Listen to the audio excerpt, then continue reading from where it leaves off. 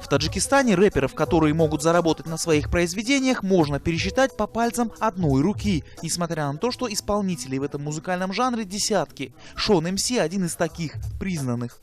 Пиратство давит рэперов. Выпуская альбом, единственное, мы получаем от этого то, что люди, слыша новые песни, потом приходят на наши концерты, послушать их и покупают билеты. По словам молодого человека, с незаконным распространением альбомов и клипов никто не борется на госуровне. Пиратские копии их песен продаются открыто даже в крупных торговых центрах. И эта проблема актуальна для всех, кто занимается музыкальным бизнесом в стране. Есть очень талантливые рэперы. Вот один работает кондуктором в автобусе. Он уже известен, имеет статус, но все еще кондуктор. Но основная проблема в том, что рэперам закрыта дорога на ТВ и крупные радиостанции, говорит Шон МС. Только он и несколько других исполнителей имеют доступ к средствам массовой информации. Официальная позиция властей – рэп – безнравственное развлечение, потому что исполнители используют в своих текстах мат и плохо влияют на молодежь. А стать известным благодаря интернету не получится. Подключение глобальной сети позволить себе могут не все из-за высоких цен. Я много раз ходил на ТВ, днем и ночью пороги гостелеканалов обивали, чтобы рекламный ролик о проведении концерта показали. Но никто не брал ролик, говорили, что рэп не нужен. По словам друга Шон МС рэпера Айсен Тайсон, также при наличии денег на раскрутку сделать это невозможно. Помимо телеканалов, рекламу концертов нельзя разместить на уличных баннерах, хотя у самого Тайсона ни в одной песне нет мата. Он читает рэп только о любви. Впрочем, как и большинство исполнителей в стране сегодня. Политических и социальных проблем рэперы стараются не касаться, хотя причин не называет никто.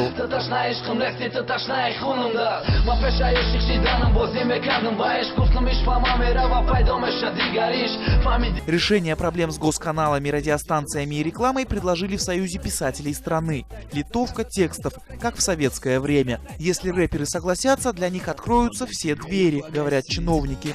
По словам экспертов, власти уже поняли, что если не можешь бороться, нужно возглавить. Миссия Союза писателей является в том, что, значит, мы не будем противостоять вот этим течениям. Мы, наоборот, им будем, значит, протянуть свои руки помощи и впредь будем с ними сотрудничать побольше. Но, обещают поэты и писатели, глубоко в тексты лезть они не будут. Достаточно проследить, чтобы не было мата. Грамотные люди, образованные люди, эти молодые люди, они, значит, закончили университеты, там какие-то вузы, у них очень хорошее образование. И, между прочим, очень хорошие тексты. Писатели допускают, что многие исполнители этого жанра в будущем могут вступить в союз, ведь рэп на самом деле очень близок к культуре таджиков и ничем не отличается от древнего национального поэтического жанра – буругли. Также члены союза предлагают рэперам читать в их стиле произведения таджикских классиков. Нам говорят стихи рудаки. Ну что же, мы согласны, но только если нам позволят использовать общий смысл этих стихов, но передавать его своими словами. По словам Шон МС и Айсен Тайсон, предложение Союза писателей примет большинство рэперов, ведь это единственная возможность получить признание и заработать денег.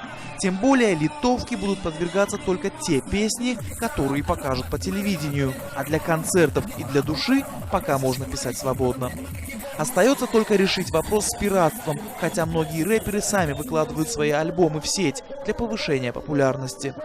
Анушервон Арипов, Насим Исамов. Настоящее время. Таджикистан.